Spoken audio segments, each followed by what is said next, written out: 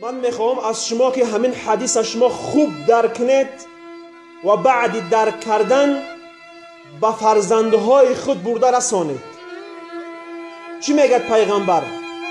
این لأعلمن اقواما، من میگه یک گروه را، یک قوم را از امت خودم میدانم و میشناسم که روز قیامت چنان عمل میبیارن به مثل که، یعنی همه قدر نمازهای زیاد خواندگی هستند، روزه زیاد گرفتگی هستند، کارهای خیر زیاد کردگی هستند، لیکن چی گفت پیغمبر؟ فیجعلها الله هباء منثورا، خداوند او را و مثل یک چاچقیه که در هوا میچاشیش همون خیلی خداوند میگردوند، هیچ وزن در نزد خدا ندارد، برای صاحبش منفعت نمیتید. که پیغمبر گفت یأخذون من اللیل کما تأخذون، با وجود این همونها کسانی بودن که نماز تهجد هم میخوندن، لیکن همین عملهای کردگیشون برباد میرفت است. وقتی این سخن از صحابه های پیغمبر که از او شنیدن وزنینی بالای اونها آمد، چی گفتن؟ یا رسول الله صفهم لنا، ای رسول الله برای ما صفتشون گو، برای چی این قدر عملهای اونها بهوده میرود؟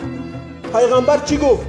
هم قوم اذا انتهكوا بمحارم، اذا خلوا بمحارم الله انتهكوها، وقتی که بعد حرام کرده های پروردگار که تنها ماندن او را دست میزنند، وقتی که تنها ماند در تلفن کلیپ های حرام تماشا میکند، وقتی تنها ماند با دخترهای بیگانه گپ میزند، وقتی که تنها ماند غیبت میکند برادرش در نزد یک برادر دیگر، وقتی که تنها ماند از چشم مردم که دور شد مردم فریب میکند.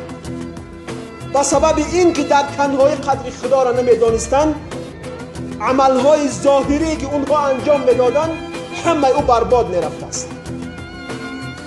پاکیجاره این خطر هسته بر امت. به همین خاطر کاری کنیم که در پنهانی و در روشادی قدر پروردگار را یک دانیم. در تنهایی هم از خدا ترس، در روشادی هم از خدا ترس. حالا میگه بعض جوانها در جاهای کارشان میرفتین نماز نمیخوندین، میگفت است که بعد میرم بعدی خفتن جمعش میکنم و میخونمش. وای بیچاره بخبر هست که نمازش در نزد خدا قبول نیست.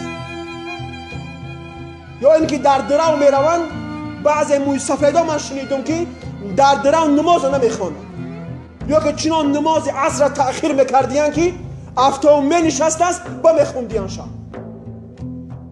آیا اینها در تنهایی قدر خدا را دانستند؟ البته نه، در اینها صفت منافق وجود دارد. به همین خاطر از این ترسیدن در کار. خداوند چی میگه؟ یستخفون من الناس ولا یستخفون من الله و هو معهم اینما كانوا والله بكل شيء محیطا. خداوند میگه بعض مردم هسته که از من گناه پنهان میکنن، بعض مردم هسته که از مردم گناه پنهان میکنن، لیکن از من میگه پنهانش کردن نمیتونن، به خاطری که اینها مردم پرست هستند. بخواهند که در نزد مردم قدر قیمت اونها پس نشود، در چشم مردم خودش چیکار میکند؟ خدا ترس نشان میدهد. وقتی که تنها مان زنا میکند، وقتی تنها مان با زنی بیگانه گپ میزند، وقتی تنها مان برادرش فریب میکند. خداوند میگه یستخفون من الناس، از مردم پنهان میکنن خودشونه، لیکن از خدا پنهان کردن نمیتونن.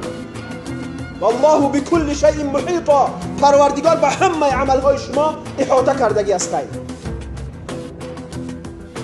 به همین خاطر از پروردگار ترسیدن در کار، در پنهانی. ان الله کان علیکم رقیبا، رقیب معناش همین هست که خدا شما را مراقبه میکند.